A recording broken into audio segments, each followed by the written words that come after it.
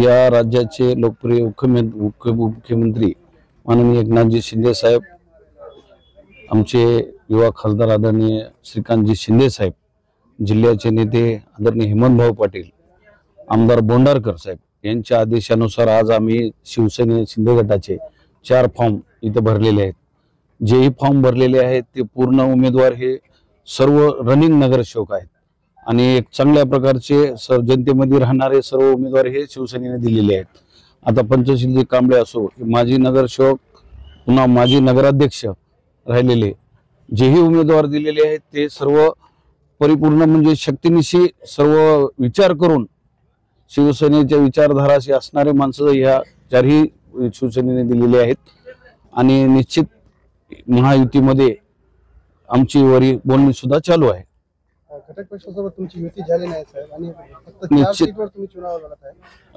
घटक पक्षाशी बोलणी चालू आहे। घटक पक्षाच्या आणि आमची युती होण्याची जास्त शक्यता आहे आणि होण्याची शक्यता पण आहे। समजा नगराध्यक्षासाठी आम्ही उमेदवार दिलेला नाही, नगरसेवकासाठी, कारण महायुतीमध्ये युती राष्ट्रवादी आणि शिवसेनेची बोलणी चालू असल्यामुळे जे उमेदवार भेटू शकतात, जे युतीमध्ये सोडून घेऊ शकतो त्याच जागेवर समजा आम्ही उमेदवार दिलेले आहेत। फॉर्म सर्व उमेदवाराला फॉर्म जोडलेले आहेत।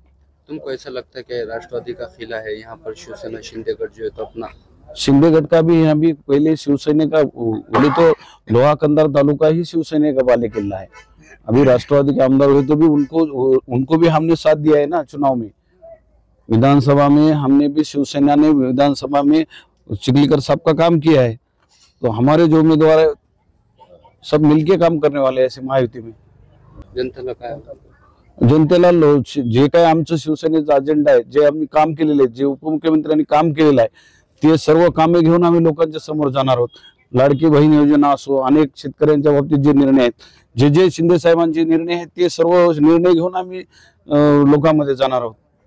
आणि विशेष म्हणजे नगरविकास खातं, जे नगरपालिकेच्या तर निवडणूक आहेत ते नगरविकास खातं आमच्याकडे असल्यामुळे या लोह्याचा विकास 100% असे 25% बाकीचे नगरसेवक ते निश्चित करू शकतात। त्यामुळे विकासाचा अजेंडा घेऊन आम्ही लोकांसमोर जाणार आहोत।